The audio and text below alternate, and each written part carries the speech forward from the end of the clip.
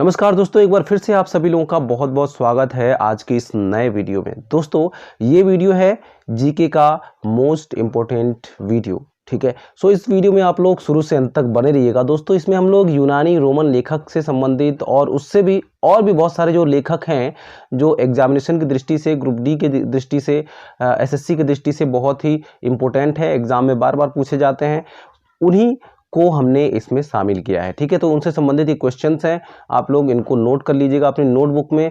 दोस्तों मैं आपको बताना चाहता हूं कि मैं वीडियो के माध्यम से आप सभी लोगों का नोट्स तैयार करवाऊंगा, ठीक है। तो आप लोग मेरे साथ कंटिन्यू जुड़े रहिए, चैनल को सब्सक्राइब कर लीजिए और नोट्स को बनाते रहिए मेरे साथ, ठीक है। तो चलिए शुरू करते हैं। और शुरू करने से पहले आप लोगों से रिक्वेस्ट है कि प्लीज़ प्लीज़ प्लीज़ इस चैनल को सब्सक्राइब कर लीजिएगा, नोटिफिकेशन बेल को भी प्रेस कर दीजिएगा और वीडियो को लाइक करना मत भूलिएगा। तो चलिए शुरू करते हैं।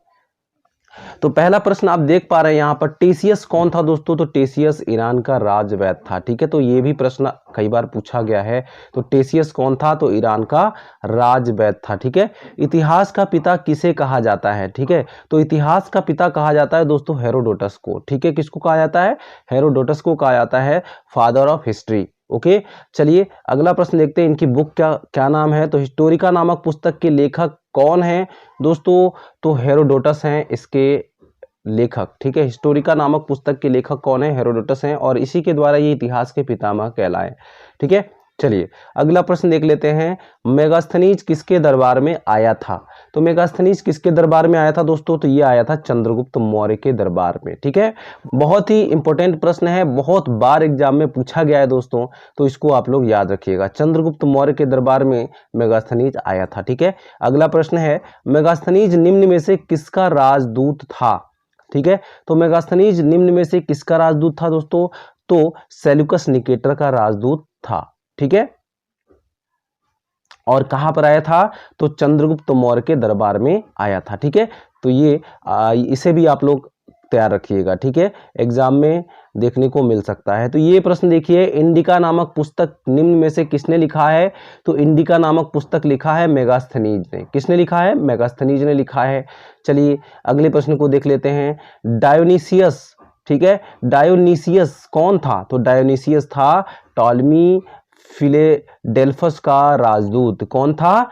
तो टॉलमी फिलेडेल्फस का राजदूत था डायोनीसियस, ठीक है। अगला प्रश्न देख लेते हैं। अगला प्रश्न है, दूसरी शताब्दी में भारत का भूगोल नामक पुस्तक के लेखक हैं।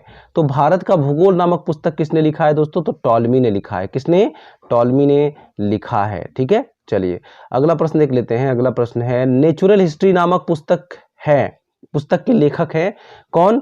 तो नेचुरल हिस्ट्री नामक पुस्तक के जो लेखक हैं वो हैं प्लिनी, ठीक है। कौन है? प्लिनी नेचुरल हिस्ट्री नामक पुस्तक के लेखक हैं।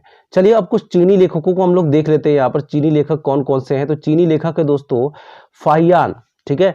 फाहियान किस देश का यात्री था? तो ये था दोस्तों चीन का, ठीक है। याद रखिएगा, फाहियान जो है चीनी लेखक था जो कि यात्रा करके भारत आया था, ठीक है। ये चीन का था। चलिए अगला प्रश्न देखते हैं क्या है? फाहियान निम्न में से किसके दरबार में आया था? तो किसके दरबार में आया था दोस्तों? तो गुप्त नरेश चंद्रगुप्त द्वितीय के दरबार में ये आया था, ठीक है। किसके दरबार में? तो गुप्त नरेश चंद्रगुप्त द्वितीय के दरबार में आया था। अगला प्रश्न है, वेनसोंग किसके शासन काल में भारत आया था? तो वेनसोंग भी एक चीनी लेखक था, ठीक है, चीनी यात्री था। उसने वो किसके दरबार में, किसके शासन काल में आया था? तो हर्षवर्धन के शासन काल में भारत आया था, ठीक है।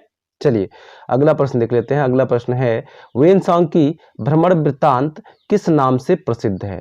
ठीक है, तो वेनसोंग की जो भ्रमण वृत्तांत है किस नाम से प्रसिद्ध है? तो CU की नाम से प्रसिद्ध है। दोस्तों इनका नोट्स बनाते रहिएगा, बहुत ही इंपॉर्टेंट है एग्जाम पॉइंट ऑफ व्यू से। चाहे आप CGL का एग्जाम दे रहे हो, चाहे NCL का एग्जाम दे रहे हो, चाहे CCL का, चाहे CGL, चाहे SSC CHSL या SSC GD, ठीक है, किसी का भी एग्जाम दे रहे हो, सब में इस तरीके के क्वेश्चन पूछे जाते हैं, ठीक है। चलिए अब कुछ अरबी लेखकों का हम उनके बारे में यहाँ पे जान लेते हैं, ठीक है, उनसे संबंधित क्वेश्चंस को देख लेते हैं। बहुत इंपॉर्टेंट ये राइटर्स हैं, ठीक है, तो इनको हम देखते हैं। क्या है?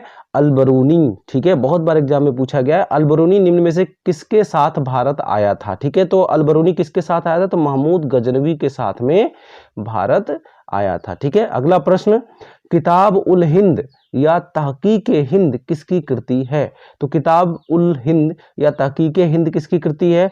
तो यह है अलबरूनी की। ठीक है, किसकी? अलबरूनी की। अलबरूनी किसके साथ भारत आया था? तो महमूद गजनवी के साथ में आया था। ठीक है, यहाँ पे आप देख सकते हैं अलबरूनी मीन्स किसके साथ भारत आया था? तो महमूद गजनवी के साथ में भारत आया था। ठीक है, अगला प्रश्न, इब्न बतूता किस भाषा का लेखक था? तो इब्न बतूता जो था ये बहुत ही प्रसिद्ध लेखक है। ये किस भाषा का लेखक था? तो अरबी भाषा का लेखक था। ठीक है, चलिए अगला प्रश्न देखते हैं। अगला प्रश्न है, इब्न बतूता के यात्रा वृत्तांत को किस नाम से जाना जाता है? तो किस नाम से जाना जाता है दोस्तों? तो इसे जाना जाता है रिहला नाम से। ठीक है, किस नाम से? रिहला नाम से जाना जाता है। ठीक है, अगला प्रश्न जो है ये भी बहुत ही इंपॉर्टेंट है। ये है सुल्तान मोहम्मद बिन तुगलक ने किसके विद्वता से प्रभावित होकर उसे दिल्ली का काजी या न्यायाधीश नियुक्त किया था? तो किससे? तो किसके विद्वता से? तो इब्न बतूता के विद्वता से, मतलब इससे बहुत ज्यादा प्रभावित हुआ, वो उसे दिल्ली का काजी या न्यायाधीश नियुक्त किया। उसी को काजी बोलते थे उस समय, न्यायाधीश को ही काजी बोला जाता था। ठीक है, तो किसको नियुक्त किया था? इब्न बतूता को नियुक्त किया था। किसने? तो सुल्तान मोहम्मद बिन तुगलक ने। ठीक है, चलिए अगला प्रश्न देख लेते हैं। अगला प्रश्न है, तारानाथ निम्न में से किस देश के लेखक थे? तो तारानाथ किस देश के लेखक थे? तो ये थे तिब्बत के। ठीक है, किस देश के? तिब्बत के ये लेखक थे। अगला प्रश्न है, अगला प्रश्न देखते हैं। अगला प्रश्न है, मार्को पोलो निम्न में से किस देश की यात्रा पर आया था? तो ये पांड्य देश के यात्रा पर आया था। ठीक है, यहाँ पर जो राइट आंसर है पांड्य देश है। अगला प्रश्न, नालंदा विश्वविद्यालय किस दर्शन के लिए प्रसिद्ध है? तो दोस्तों नालंदा विश्वविद्यालय जो है वो बौद्ध दर्शन के लिए प्रसिद्ध है। इसका राइट आंसर है। ठीक है, याद रखिएगा, बहुत ही इंपॉर्टेंट प्रश्न यहाँ से इस वीडियो से बनते हैं। तो आप लोग इन सभी प्रश्नों को तैयार कर लीजिएगा, नोट्स बना लीजिएगा।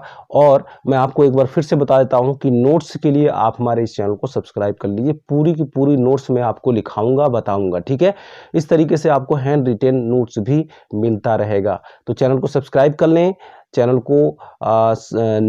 के नोटिफिकेशन को भी ऑन कर लें। ठीक है, और वीडियो को लाइक कर दें, ज़्यादा से ज़्यादा शेयर करें। ठीक है, तो मिलते हैं अगले वीडियो में, तब तक के लिए बाय बाय, टेक केयर।